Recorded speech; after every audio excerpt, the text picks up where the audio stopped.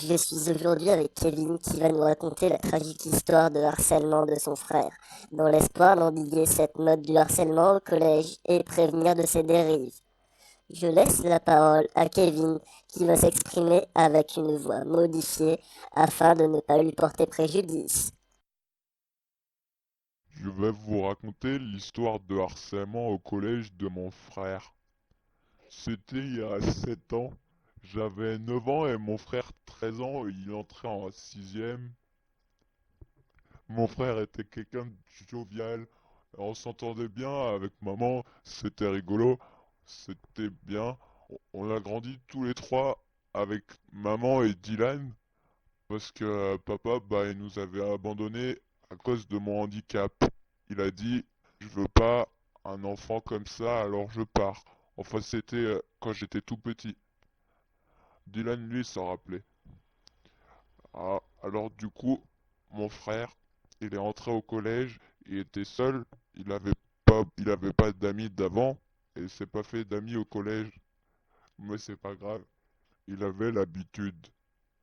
Les gens, tout de suite, dans sa classe, ils se sont mis à se moquer de lui parce qu'il était petit pour son âge et qu'il avait redoublé. Ils arrêtaient pas de dire qu'il est bête, mais c'est pas vrai.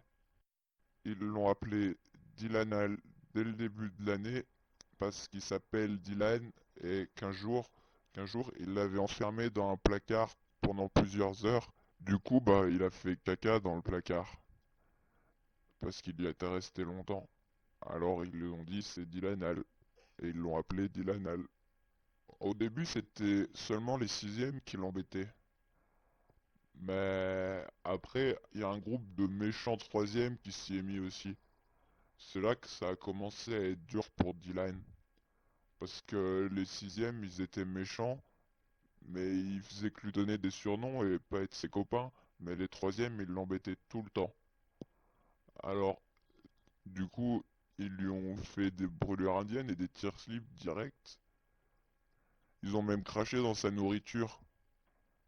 Et tous les mercredis après-midi, maman, elle pouvait pas aller chercher Dylan à l'école parce qu'elle travaillait, alors elle allait le chercher que le soir. Et du coup, il passait l'après-midi au collège et au parc. Et c'est à chaque fois, c'est là que les troisièmes venaient l'embêter. Il voulait être discret tout le temps, mais il se moquait de lui et il le filmait en le poussant et même qu'une fois, ils l'ont mis tout nu dans le préau. Ils l'ont mis tout nu dans le préau en cachant ses vêtements pour que les filles voient son zizi. Et les filles, elles se sont toutes mises autour de lui pour crier petit zizi, et se moquer de lui. Et du coup, il avait un complexe avec les filles. Il osait plus leur parler. Même maman lui faisait peur. Dylan, il avait peur tous les jours au collège, mais personne n'était là pour lui. Il en avait jamais parlé à la maison, parce que les troisièmes lui avaient dit Dylan, si tu balances, t'es mort, tu vas voir ce qu'on fait aux balances. Mais un jour, il s'est dit qu'il allait en parler au principal. Il lui a tout raconté, et le principal, il l'a pas cru. Il s'est même moqué de lui parce qu'il pensait qu'il disait des bêtises.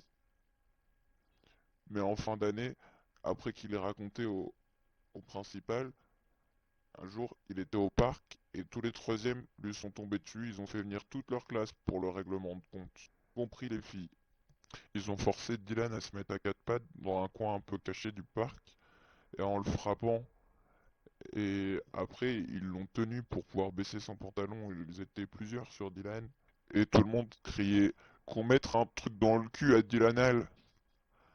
Et du coup, ils ont sorti un tube de colle classique UHU 32 millilitres, ultra fort à séchage rapide. Ils ont mis l'embout dans ses fesses et ils ont vidé tout le tube dans ses fesses. Ils ont maintenu ses fesses serrées et ils sont moqués de lui pendant ce temps. Ils l'ont laissé après dans le parc souillé et ils l'ont laissé pour mort dans le parc du Breuil. À la maison, on n'avait pas entendu parler d'Ilan après ça, mais par contre, il avait changé. Et la semaine qui a suivi, on le découvrit pendu avec un petit mot. Vous auriez dû me croire.